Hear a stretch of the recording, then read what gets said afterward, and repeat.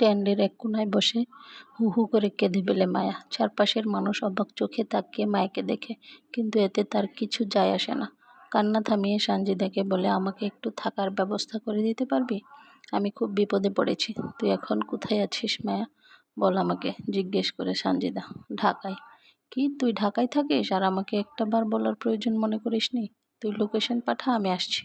1 ঘন্টার মধ্যে সানজিদা এসে নিয়ে যায় মায়াকে তাদের বাসায়। সানজিদাকে দেখে কিছু বলতে পারেনি মায়া, কেবল শক্ত করে জড়িয়ে ধরেছিল কতক্ষণ। কেউ কাউকে কিছু বলতে পারেনি। চোখের নিচে কালি, মুখে ক্লান্তি আর মায়ের স্তব্ধতা যেন সব বলে দিচ্ছিল। সেদিন রাতে মায়া নিজের সাথে হওয়া সমস্ত কথা একে একে খুলে বলল সানজিদা আর তার মাকে। সব শুনে সানজিদার মায়ের চোখে মুখে রাগ আর বিস্ময় যেন একসাথে ফুটে উঠেছে।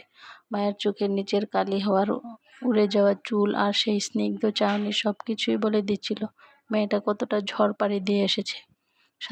সানজিদা শুধু ওর মাকে বলেছিল, মায়ের একটু আশ্রয় দরকার মা। আর তাতেই মায়ের উত্তর ছিল, আজ থেকে মায়া আমার মেয়ে, যতদিন ইচ্ছে থাকুক। মায়া মাথা নিচু করে বলেছিল, আমি বেশি দিন হয়তো থাকবো না, 2-1 দিন, তারপর কোথাও চলে যাব, হোস্টেল বা মেস পেলেই।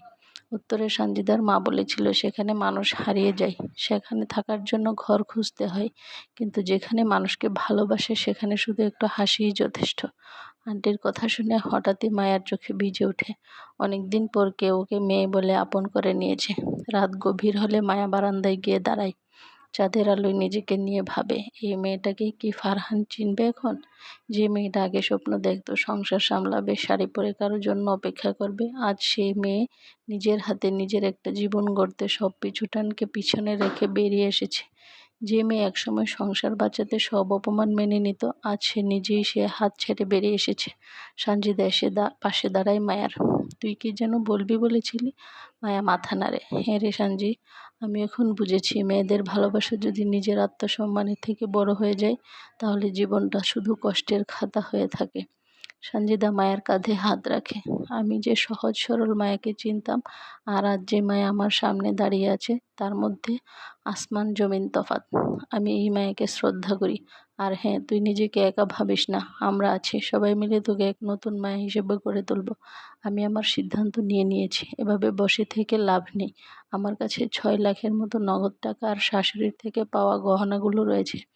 এগুলো থেকে যে টাকা আসবে তাই দিয়ে একটু কিছু করতে চাই। 6 লাখ টাকার কথা শুনে একটু চমকায় সানজিদা। চিন্তা করিস না, টাকাগুলো চুরি করে আনিনি। গত 5 বছরে আমাকে যে হাত খরচের জন্য প্রতি মাসে টাকা দিত আর শপিংয়ের টাকা জমিয়ে এগুলো হয়েছে, মায়া বলে। সানজিদা অবাক চোখে মায়ের দিকে তাকায়। তুই এসব এত গুছিয়ে রাখা শিখলি কবে থেকে রে? মায়া মৃদু হেসে বলল, বিয়ের পর থেকেই। ফারহান কখনো টাকা দিতে কার